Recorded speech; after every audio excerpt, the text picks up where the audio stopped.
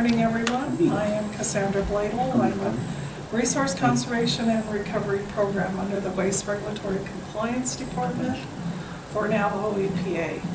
I have two other co-workers, Frederick Sherman, who is in the back. He is our Senior Environmental Specialist, and we have Thomas Bitsui. He is our Environmental Specialist.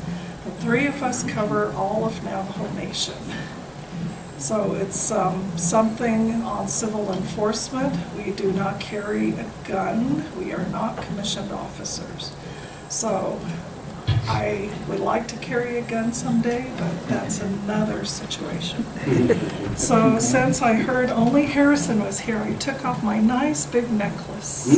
Oh, I don't get to see this big necklace. No, you don't. Shucks, another time. So I provided this presentation because it's important that people understand civil enforcement and how our program works.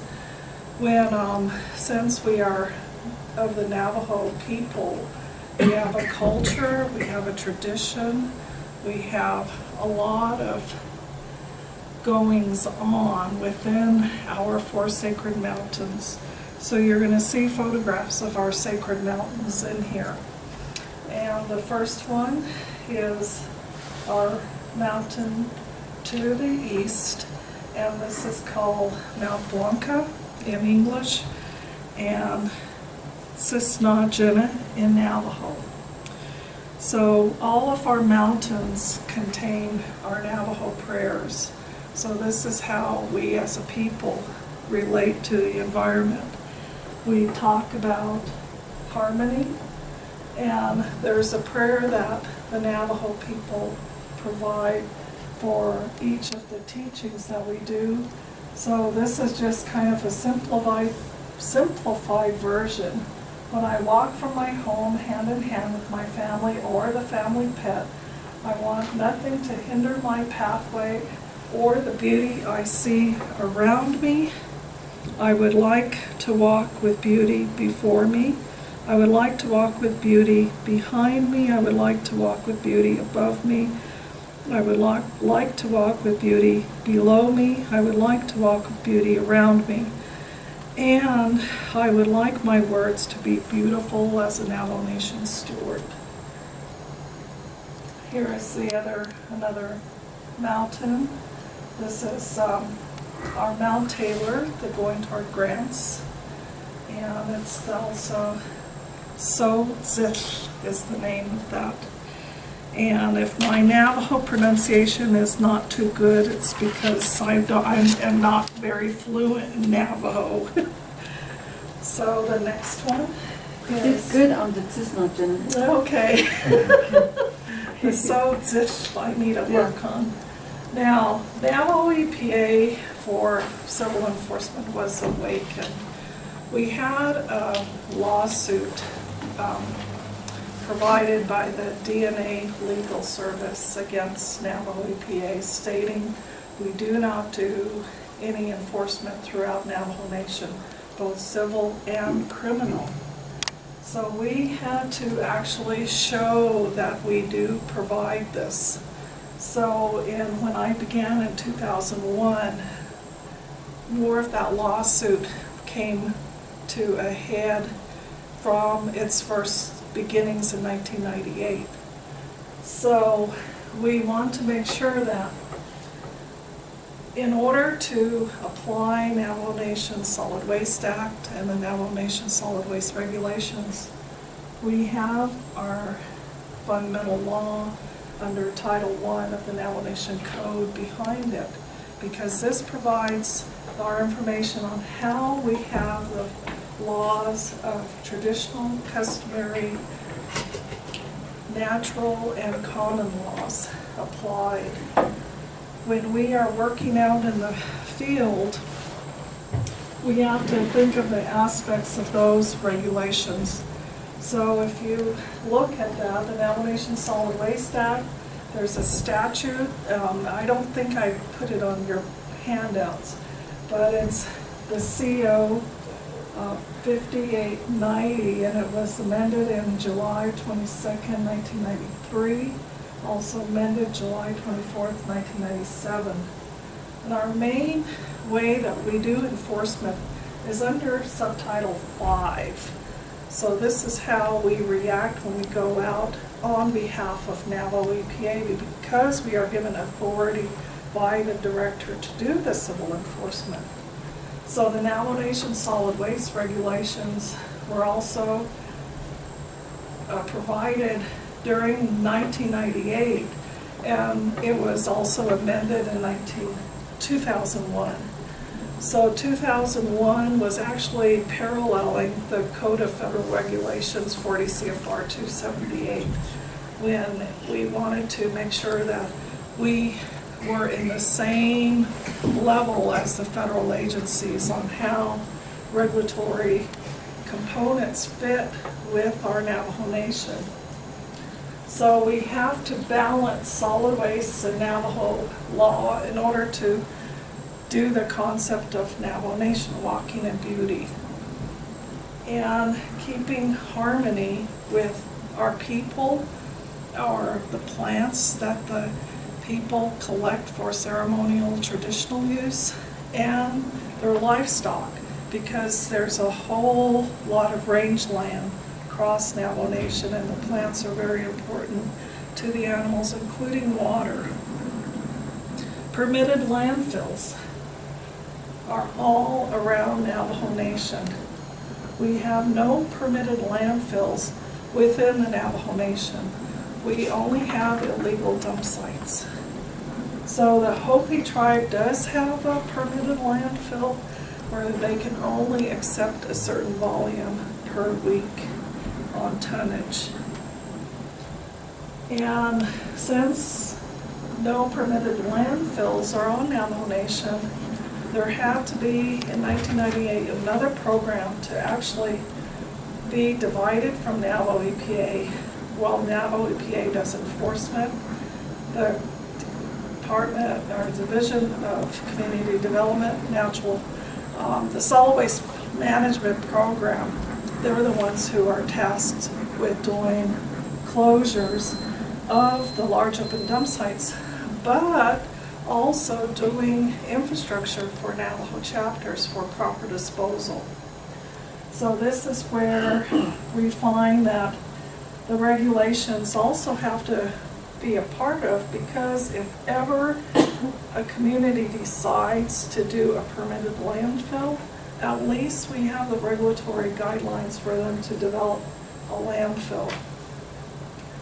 Potential locations. There were 2 locations on Navajo Nation that actually had geophysical studies done. One was in Round Rock, Arizona. The other one was out in Coal Mine Mesa, Arizona. And the one in Round Rock, Arizona fell through. And the family wanted the land back. So that one could not be done. But the one in Coal Mine Mesa, the chapter is still wanting to do a landfill at one point in time. But so far, Solid Waste Management Program has not helped them to develop further on this information that leads to the actual development. So in '94, the Indian Health Service provided $75,000 to do the geophysical studies for both sites. But that's a loss for Round Rock because that money was spent, but it can't be used. The Winslow Track in Delcon, Arizona is another potential site. That's in the Delcon chapter area, but the only thing is it does not have that geophysical study. And I did talk with the Indian Health Service. They did say their fundings are dwindling, but then if further development is made with water or sewage, there could be a possibility of further development if that area is close enough to that location. So the site is nearest the Painted Desert permitted landfill, which is north of Joseph City, Arizona. But this is one site that we are dealing with in regards to landfills is the Tuba City open dump. And this is a nice aerial shot that we had Adrian Hensley do for us back when we had funding to permit this. So he flew over to the city and provided a lot of information for us, because this is important, because it shows the old dump, shows where the fairgrounds are, shows a major drainage going through near the area, also the villages of the Hopi tribe, and also the community of Tuba City. So that is really important, because the fairgrounds are where a lot of people congregate during the Western Navajo Fair.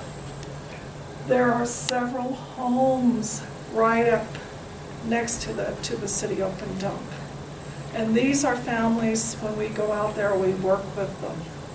So Lily has been a part of that when she can, to help when we did the Tuba City open dump video.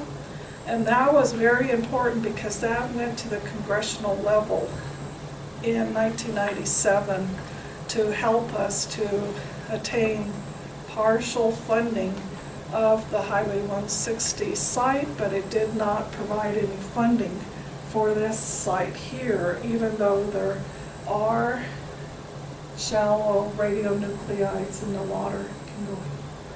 So Henry Haven, our geologist, during 2002, he did a map of the dump site and showed the uranium plume. So this is shallow groundwater that is about 18 to 45 feet deep. So it's within layers in this area. The deeper wells were beginning at 65 feet below ground surface and deeper to about 150 feet. And those so far have not shown that they have any of the radionuclides in it. But right now it's under a current administrative order by US EPA against the Bureau of Indian Affairs, because this site was begun and operated by the Bureau of Indian Affairs. It was under the Navajo Area Office region, but because of the situation of this site with the land acquisition going back to mostly the Hopi for the site, they actually had to make sure that another BIA office took care of this site, so they assigned it to the Phoenix office so that they can accommodate both tribes. So the 40 CFR 278 still treats tribes as a municipality and not a state. If we were treated as a state, we would be able to have primacy, and we could possibly have funding more so than is available. Under the Bureau of Indian Affairs, because of the dump sites that were developed due to schools, due to their governmental infrastructure, dump sites exist. And the Indian Health Service does do a report back to U.S. Congress on dump sites across the U.S. for all tribes. Navajo has only 270 large open dump sites identified, because the way the Indian Health Service does their surveys, using a sanitary survey process that has check marks. And if it doesn't have the check mark of having a hazardous component, they will just say it's a dump site, but there's no hazards, so we're not going to list it. So Congress doesn't even know that in 1995, when US EPA helped Navajo Nation inventory all these large open dump sites across Navajo Nation, there were 465 sites. The Solid Waste Management Program is slowly getting funding to close these sites. The last area in 2007 they were working on was the Cameron area. But they did not get enough funding to close a lot of sites that we have issues with. When we go out to a site out in Clagato, Arizona, there's a large open dump site there. There's cells there, but it hasn't been closed. People still use it. A lot of them burn their trash, so we cannot find evidence. And we do not know who is doing the dumping unless somebody sees them, reports them, because we can run Arizona license plate numbers. We cannot run other states' numbers unless we're a commissioned officer, so that's a hindrance to our program. So what we do is we usually refer that to the criminal enforcement and request for them to assist us in running that license plate. A lot of times this is a very slow process because we don't know why, but we get the information maybe 6 months down the road. If we could run those plates for other states, we would have a quicker response.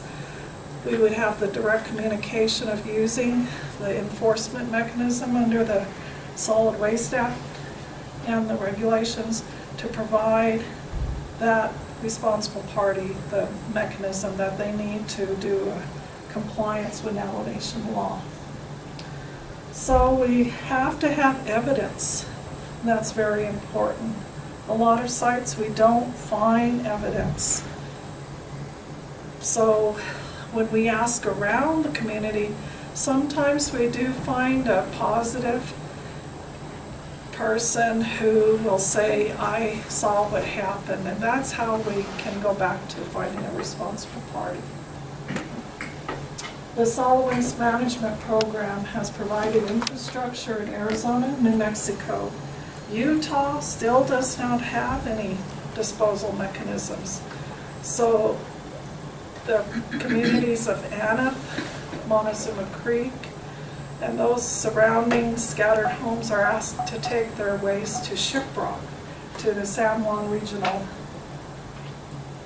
Transfer Station there, or they can take it to one of the landfills. So again, here's San Francisco Peak, Docos Lead, and this is in by Flagstaff. So when we look at waste issues, we look at health and safety.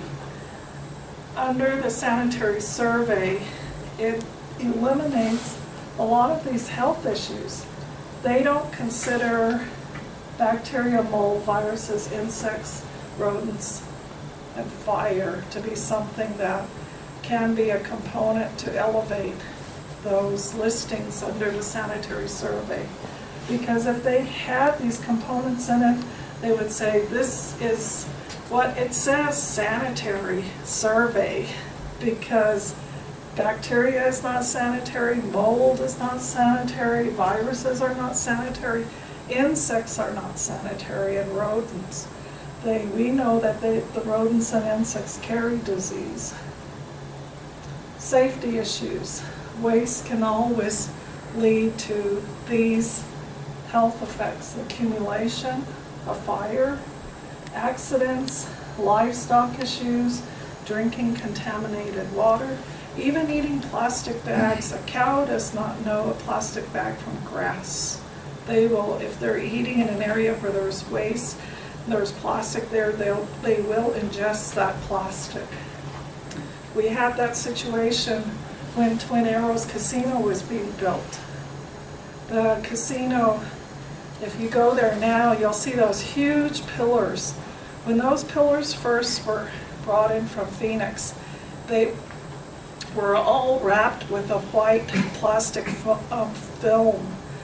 And it was kind of like styrofoam. Maybe, I don't know why, it was real thin. But the winds in Flagstaff are very strong, and it just ripped up that plastic like nothing, and it blew. And as you drive to Flagstaff, you'll always see a huge open area prior to where the current Twin Arrows Casino is situated. You'll always see cattle in that area, and one of the steers ingested some of that plastic and died. So they did a necropsy, and that was the only way the vet pulled out that plastic, and then the lady said, that plastic's all over in the trees, so they contacted us. I had to work with several of the contractors at Twin Arrows for them to clean up the area. And they finally told me, okay, we're done, we did compliance, we're clean. So I did a second inspection out there, and I still found that plastic out in the further area and up in the trees. So I said, you didn't finish. So I took him out there. They said, oh. So what they finally did is they hired a Navajo guy to go on horseback, climb up in the trees, remove all the plastic, collect it all, and bring it in for disposal. That was the only way to resolve that case. So when you look at Navajo Nation, Fred and I and Thomas go to dump sites like these. In Jefferson, stop dumping. So we come across drainages, but people think that if it's down in a hole, you can't see it from the top. So it's okay. But there's more evidence of other bad habits. But a lot of the recyclables are here.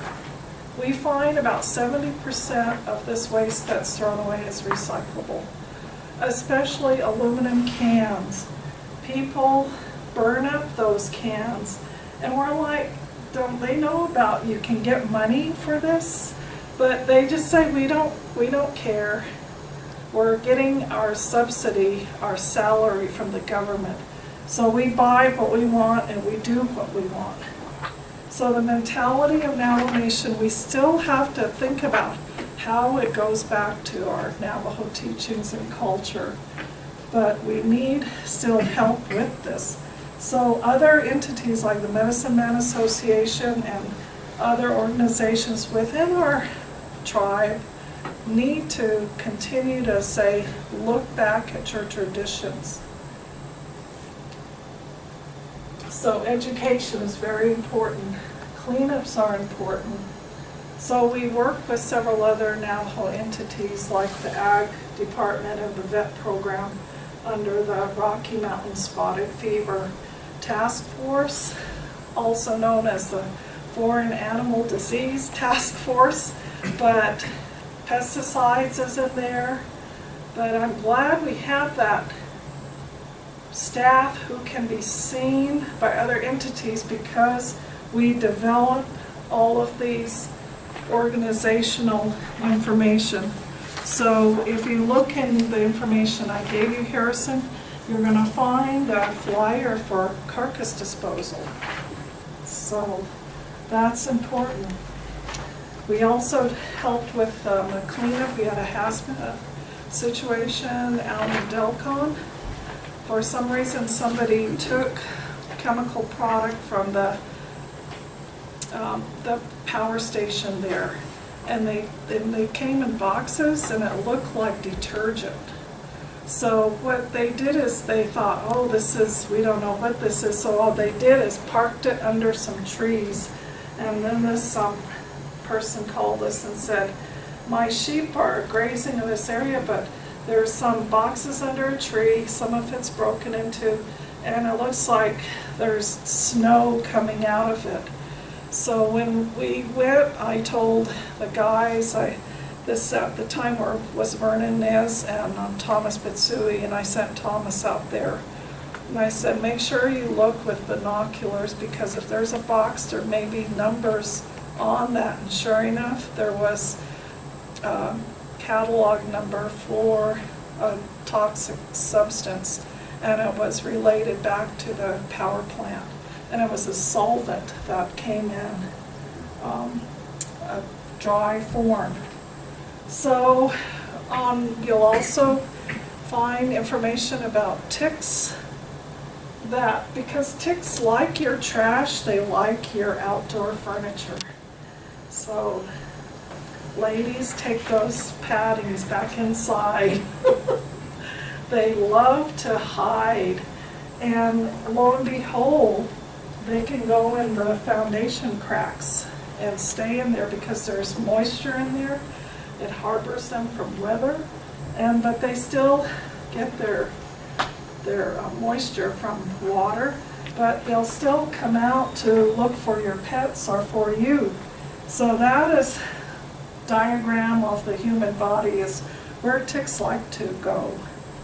So if you feel an itch in that particular area, make sure you check it for a tick. If you can't see it, have somebody else look for you. So open dumping is a civil crime. Littering is a criminal crime under Section 16, and I believe Anderson went over that with you. But the only thing about that criminal law is, in order for it to be littering, it has to be from a moving vehicle. And I thought, okay, littering is you know an enforcement officer, like a police officer or a criminal enforcement officer, sees somebody even get out of a car, take out a bag and throw it on the side of the road. It becomes open dumping at that point. And so we have to still address that. The only thing is we only have one vehicle now because of our budget cuts to cover all of Navajo Nation. So we're really struggling to schedule things to get things done. And our Navajo Nation laws that we use, Britt Moore, who was an attorney for Navajo EPA back in the early 2000s, he developed the notice of violation and structured it according to the Navajo Nation Solid Waste Act and regulations. So we use that when we inform responsible parties that they have violated Navajo Nation law. The regulations are more proactive toward development of infrastructure, especially landfills. And that's important, especially our enforcement and our inspections of transfer stations. If ever there's a composting station and the Navajo sanitation, we're always watching out. Sometimes I would be driving on the road and I would see trash flying out. I would call them and tell them, blah, blah, blah, truck was down Highway 264, they're losing waste on their way. So the driver is alerted and they're stopped and they go back and collect what they've missed. So then they know that something on the truck is not working right. So open dumping is what we are looking at when we do the enforcement. So the citations, we have a responsible party, we have a timeline for cleanup under due process of law. We have information on there where the responsible party can take their waste to. So this way it provides proper disposal. Sometimes it could be recycling. We had a case out in toward Shiprock where a man had 5 55-gallon barrels of motor oil. We had him recycle it every weekend. It took him almost 3 years to recycle all of those barrels, but he did it. And he said he never was told that he could recycle it. He was thinking of just taking it to local drainage and dumping it. But I'm glad we were informed about that incident. Compliance letters. Sometimes we actually structure a letter that will give very definite information about how a location is to be cleaned up. Because a lot of times compliance letters involve a unit of people living within close proximity, and they can all be contributing to that same site. So we do a lot of technical assistance to the city open dump, chapter assistance on waste issues, assistance with other radioactive waste in New Mexico, Arizona, Utah, household hazardous waste collections, foreign animal disease task force, Highway 160 project, the electronic waste collection, science fairs, assistance with radioactive waste in Tuba City, assistance to Loop Chapter for their former transfer station, and hazmat cleanups. Grants, we look for those for all of Arizona, New Mexico, Utah to see what grants are there that we can write and hopefully receive and go on from there to help a community or several communities. Our current grant we have that we just got is a waste tire grant for New Mexico Environment Department, so it'll help out Red Rock, Sayato, Pinedale, and Shiprock. When we do enforcement cases in these areas, we're always finding mounds of tires. And we thought, where are these coming from? A lot of times the local people will not tell you. And sometimes Che has paid $5 or whatever. Here, take these tires home with you and do something with them, and he'll do it. So we come across situations like that. But we hope to help. When we did the electronic waste collection, Ganado had 42,000 pounds of electronics, televisions, computers, anything with a cord. Kayenta had 53,400 pounds. Tuba City had 21,000 pounds. Chinle had 1,100 pounds. And then we went back to Tuba City again. They had another 25,000. Window Rock, we collected 64,000 here. And we always help Hopi when they ask to when they're doing collections, because those communities like Hard Rock, Pinion, Talani Lake, they'll always come to Kukoksmobi because they feel it's closer, and rather than traveling to Tuba City. So I'm glad we did that, and we always work with Arizona Department of Environmental Quality. Byron James is a really good person that we work with, and that helps. And then we look for grants, but technical assistance, again, okay. The Operation Green Day we did in 2003 to 2006. We worked with 70 Navajo chapters of the 110, and we worked at small illegal dump sites. So everybody brought in waste. All we did under the grant was provide bins at certain locations, and those bins were filled. So we had all of that taken for proper disposal at permitted landfills. And then the household hazardous waste, we had grants from US EPA and ADEQ. We did that in 2004 through 2007. Right now, grants for hazardous waste are not there. If they are there, they are very, very competitive, because for these grants, it's open to all tribes of the U.S. So we're only part of that 500 and some out tribes trying to get a few dollars.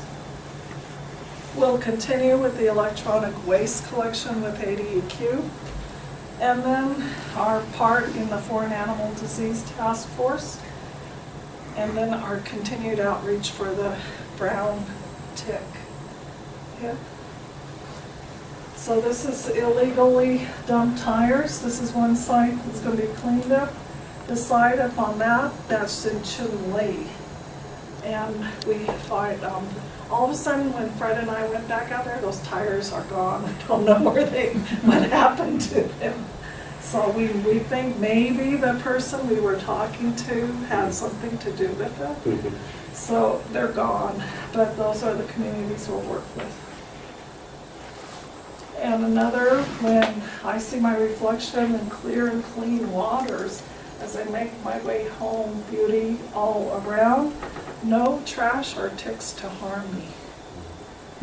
So this is something, if you want to do a cleanup, you can. You can assess your situation, consider health and safety, build a team, clean up waste, tell others, and celebrate. but report illegal dumping. So now again, here's Mount Hesperus, the Bensaw. So this is way up there by Alamosa. So our responses, citations, and presentations, every year since I've been here and just before, it started out really small on responses from 28, and then going, keep every year, we've done like 512 responses through the year.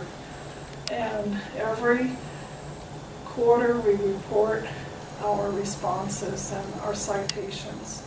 And we have about 65 to 70% compliance. Some of those people that we do provide the information to, even though we find evidence, they may have moved or they may have expired. So a lot of situations. And the family members, a lot of times they don't want to help their past relative who passed to clean up the site. NOVs, I cited New Mexico Department of Transportation for this really nice bright orange because the family said, hey, our cows are going toward that, but what is it? So I went out there, this was out in Tohatchee area, and ADOT found out it was their contractor, so they got it cleaned up right away within that same week. And then Harrison, you're helping me with the tires, Pick and Run in Chinle. So there's more tires in other areas, so this is just one that we find out there. Go ahead. And then civil orders. The fire in 2014. I had Dr. Ben do a civil order to Parks and Rec. They did clean it up. So that site is completely clean. We still have to go out there, but right now the conditions are muddy to just check. But they said, yes, we did clean it, and we do have the manifest. And then we had a site, Cameron Transfer Station, and they did the civil order. They had to close the site, but they cleaned it up, and they moved it now to a convenience center right next to their chapter house. And they told us recently that the reason they moved it is because they didn't have any land withdrawal in the first location it was situated at. So it's a good thing that something reacted to a better reaction. So other technical assistance with uranium legacy. These are all where uranium's found throughout Navajo Nation. Highway 160. I did this cleanup in 2011. This was very stressful. I was the only one out there with a contractor. And because I worked with heavy equipment, they said, you can do it. I'm like, okay. But I had to stay out of these areas a lot because it was very high radioactivity involved. So you look at those open spots, all of that, whatever was dug up, was placed in those green containers, and it was 4.5 cubic yards. So all the truckloads, go ahead, were placed on flatbed trucks. They were placarded only if they were reached a certain radioactivity on highway transport. I had to inform all of the chapters on the route, provide them public notice, go to chapters every month and report, give them updates on when we're completing it.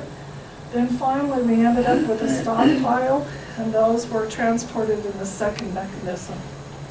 It all went to Grand Junction, Colorado, which is a Department of Energy radioactive disposal location, and it's only open for a certain amount of months every year. So we had to work with them once we finished in August to accept the last load from this site. And that is in Grand Junction, the stockpile within their cell. all of those bags, 907 bags, and all of that. So we ended up with about 6,600 cubic yards of radioactive material. The site as it is, when we closed it up, we had to close it up. So in my past work, I was a reclamation specialist. I wrote a reclamation plan, and that's how we closed the site. Go ahead. But when we did this, we found that people had taken waste from the local uranium mill and took it home. So it's a good thing we did radioactive scans around the area homes, because this span here used to go over one of the driver belts, and it was radioactive. It's metal, but when you put a meter up to it, it just took off. We recovered that, and those sheep back there, they didn't know. I just said, "You're taking our windbreak away." Then we found out there's more metal from the mill. Fortunately, none of this had a radioactive signature like what we found, and we found that there was a clean part of the mill, and then there was the dirty part of the mill. So when they took stuff from the clean part, it was okay. So when it doesn't have any radioactivity in it, it's okay to reuse. So this was our smoking gun. That little yellow character is a mineral called carnotite. That was found at the Highway 160 site. And this is what brought this site to have money from the U.S. Congress to clean that site. We found other minerals at the Tuba City open dump site. And the only thing is, they're saying, no, it's not carnotite. So we can't say it's connected back to the old mill. And then we found 2 hogans made with radioactive material. So we had to demo those and then finally restructure new homes at a new location. So that was funding that was left over. We had $4.5 million allocated. $500,000 was retained by the Department of Energy to watch us do the cleanup. But we did the cleanup, and I'm glad to say that site is clean, and it can be reused now by the families. The only thing is, we found another area where we have to still address this with the Department of Energy. We found that there's some ribbing underneath the length of this home that has the same wood, and it does hold a radioactive signature. That needs to be fixed. So we're still working on that. We were working with our Navajo Superfund and US EPA, but we hope this DOE will say, okay, we're going to do this. But the one thing is, DOE does not want money to go for a rebuild. So if this is taken down, there would have to be a mechanism for funding to rebuild a home for this family. So thank you, Navajo DOJ. You've done excellent with Tuba City Open Dump, Dave Taylor, the Highway 160 project site, the Amtrica site, uranium legacy sites, the tire businesses, and many more. But in case we ever do have to take a case to court, we would still need your assistance to do that. But we would have to have that evidence to say that, yes, this case warrants that further doing. So this is the Loop transfer station. They, for some reason, just accepted motor oil. This is why. This is another cleanup that has to take place. But Dr. Ben, Diane, myself, Frederick Thomas, Dave Taylor, Colin Bradley, he was there. I should have added Harrison Carr, they're now in there. April's in there, so it's good. But we really do thank you for your attention and your help. that's the presentation.